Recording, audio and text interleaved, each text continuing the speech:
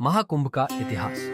एक विस्तृत विवरण। महाकुंभ मेला विश्व का सबसे बड़ा आध्यात्मिक और धार्मिक आयोजन है, जिसमें करोड़ों श्रद्धालु, साधु संत और भक्तजन एकत्रित होते हैं। इस मेले का आयोजन 4 स्थानों प्रयागराज, इलाहाबाद, हरिद्वार, उज्जैन और नासिक में हर 12 वर्ष में एक बार होता है। ये हिंदू धर्म की आस्था, परंपरा और संस्कृति का प्रतीक है, जिसकी जड़ें प्राचीन काल से जुड़ी हुई हैं। महाकुंभ का पौराणिक इतिहास। समुद्र मंथन और अमृत कलश।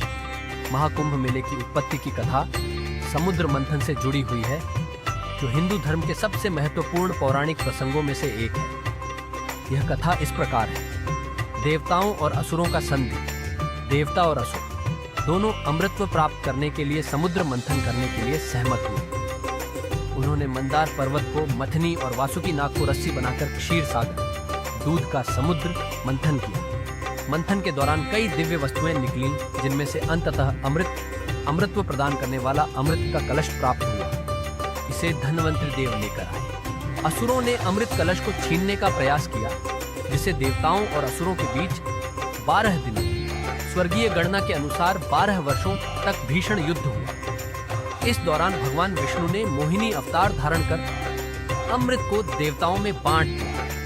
युद्ध के दौरान अमृत की कुछ बूंदें 4 स्थानों प्रयागराज, हरिद्वार, उज्जैन और नासिक निर्या पर गिरी। जहां जहां अमृत की बूंदें गिरीं, वहां महाकुंभ के आयोजन की परंपरा शुरू हुई। इन स्थानों पर अमृत प्राप्ति के प्रतीक रूप में कुंभ मेला मनाया जाता है, जिसमें स्नान करने से मोक्ष की प्राप्ति मानी जाती है। महाकुंभ का ऐतिहासिक विकास। प्राचीन काल। कुंभ मेले का सबसे पहला लिखित उल्लेख 7वीं शताब्दी के यात्रा वृत्तांतों में मिलता है, जिन्होंने भारत की यात्रा के दौरान इसका वर्णन किया था। आदि गुरु शंकराचार्य 8वीं शताब्दी में सनातन धर्म के पुनर्जागरण के लिए कुंभ मेले को प्रचारित किया और चारों पीठों के सन्यासियों को इसमें भाग लेने की प्रेरणा दी। मध्यकाल। मुगलों और मुस्लिम आक्रमणों के दौरान कुंभ मेले पर संकट के बादल मंडराए, लेकिन इसे संतों और राजाओं का संरक्षण प्राप्त रहा। अकबर 16वीं शताब्दी में प्रयागराज में कुंभ मेले के महत्व को पहचाना और इसे शाही संरक्षण दिया। आधुनिक काल। ब्रिटिश काल। 19वीं शताब्दी में कुंभ मेले को व्यवस्थित करने की शुरुआत हुई। 20वीं और 21वीं शताब्दी में कुंभ मेला एक वैश्विक आकर्षण बन चुका है, जिसमें भारत के अलावा विदेशों से भी श्रद्धालु भाग लेने आते हैं। महाकुंभ का आयोजन और विशेषताएं। 4 प्रमुख स्थानों पर कुंभ मेले का चक्र।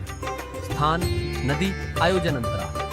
प्रयागराज, गंगा यमुना सरस्वती संगम, हर 12 वर्ष में। करस हरिद्वार, गंगा, हर 12 वर्ष में। केनामा उज्जैन, क्षिप्रा, हर 12 वर्ष में। यरान नासिक, यामा गोदावरी, हर 12 वर्ष में। ये 3 प्रकार के कुंभ मेले आउल। अर्ध कुंभ मेला हर 12 वर्ष में और 6 वर्ष में आयोजित होता है। पूर्ण कुंभ मेला हर 12 वर्ष में होता है। 3 महाकुंभ मेला हर 144 वर्ष में होता है। 12 पूर्ण कुंभ के बाद में प्रयागराज में आयोजित होता है। महाकुंभ की प्रमुख धार्मिक गतिविधियां। 1 शाही स्नान। साधु संतों और अखाड़ों का पवित्र स्नान सबसे महत्वपूर्ण अनुष्ठान है।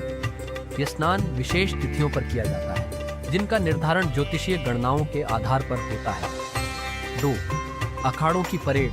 विभिन्न अखाड़ों के नागा साधु और अन्य सन्यासी शाही जुलूस निकालते हैं। 3 संतों के प्रवचन और धार्मिक प्रवृत्तियां। आध्यात्मिक गुरु, संत और महात्मा अपने प्रवचनों से लाखों श्रद्धालुओं को मार्गदर्शन देते हैं। 4 ध्यान, योग और साधना।